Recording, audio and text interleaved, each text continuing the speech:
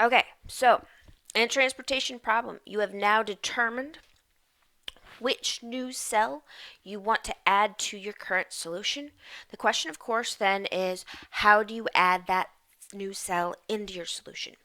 Every single one of our solutions is going to end up being a spanning tree.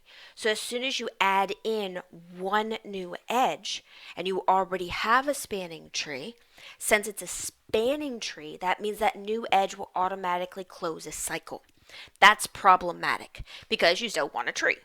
Now, what do? If you actually saw the graph as a picture, as an actual graph itself, you add in your new edge, you say, oh, I now have this cycle. I need to remove one of those edges from the cycle. And you can visually inspect it and say, well, I'm going to remove the edge that has that highest cost in that little cycle that was just created. Well, since we're working in the tableaus, those cycles can still be spotted, but they're spotted in a slightly different way. And the thing that we're going to use to spot those cycles in the underlying complete bipartite graph, in other words, the cycles in the spanning tree that's our solution, is we're actually going to look at something called a loop. Okay? These loops in the tableau correspond 100% to cycles in the spanning tree. So here's what we look at. First thing is we're going to look at the unique, well, your author calls it a circuit. Technically here it is a cycle. You're going to find that unique cycle in the tableau where you've incorporated both that new edge and all the other edges. Then what we're going to look at is this guy is going to be called in the tableau somebody called a loop. Now, here's the criteria for a loop in the tableau. Technically speaking, a loop in a tableau is 4 or more vertices. It's actually 4 more cells. It's always an even number of cells. Realistically, in terms of how we're using it here, it'll always be exactly 4 cells. So here, in terms of what we're looking at, you have to have any 2 consecutive cells lie in the same row or column. No 3 consecutive cells lie in the same row or column, and the first and last cell lie in the same row or column.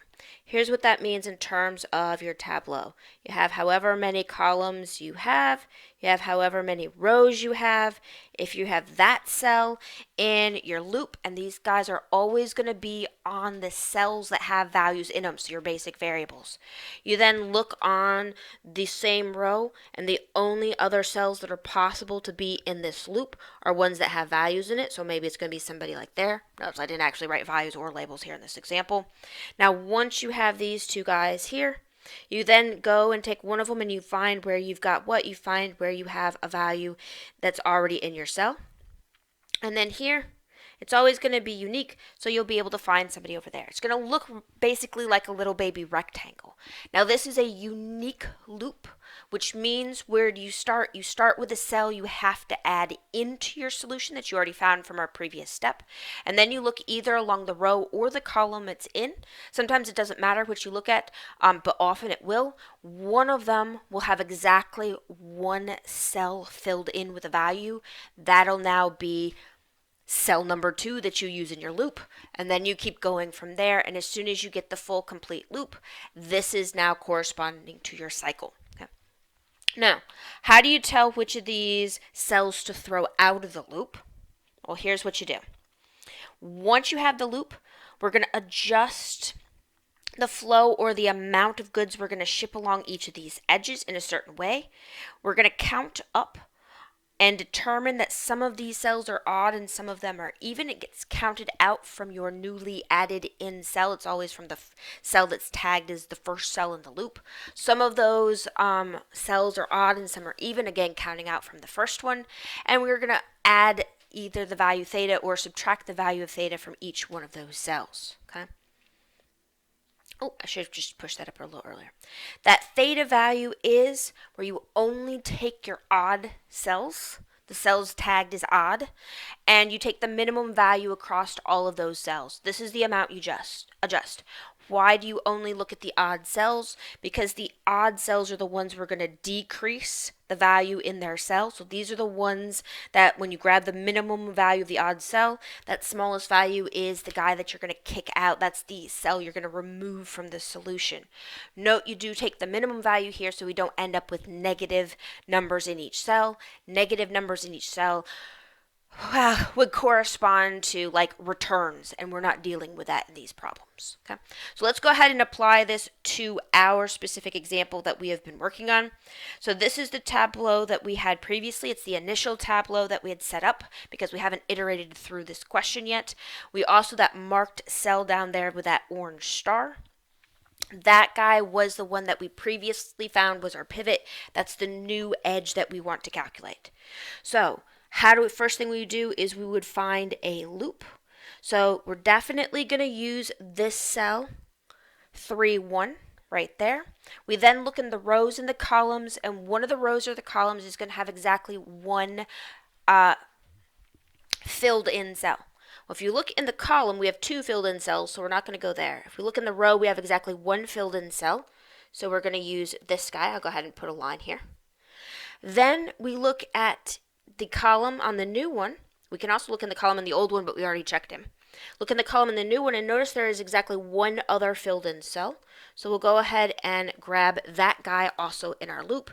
And notice now once we've dealt with 3 cells in our loop, the 4th cell has to be that guy right over there. Okay. And that now gives us our loop. Notice here in terms of our loop, so our loop / cycle in the graph, this would correspond to who? This would correspond to 3, 1, and then it actually doesn't matter which way you go around the loop. I'll put it in the order that we calculated it. So this would be then 3, 2, then we went up to 2, 2, then we went over to 2, 1, and then we went back to the start. The first one is considered even, then odd, then even, then odd. Even, why? Because it's 0 away from your starting point. So in this particular case, if we want to go ahead and calculate theta, notice what's going on. We're going to look at the minimum value of 3, 2. Well, 3, 2 is 30. And 2, 1, well, 2, 1 is 10. Notice you're literally looking at the values that are 1 away in the loop. You find the minimum of those 2 values, and that is 10. Now, how do you adjust? We're going to take that minimum value, and we're going to subtract it on the odd cells. So 1 away, we're going to subtract. 1 away, we're going to subtract. And on the even cells, we're going to add. So we'll add 10, and here we'll add 10. And those are the adjustments. 1 value on the loop will always 0 out. So the 1 value on the loop right here that will always 0 out is, in this case, that guy. That's the cell we're going to kick out of our solution. So the new solution here would be, well, no change in the first row. The second row, this guy would get kicked out. Second row, this one would bump up to 30. And the bottom row, we would split to a 10 and a 20. And that's how to get the new solution. No, that's no guarantee that's the optimal solution yet. It's just a better solution.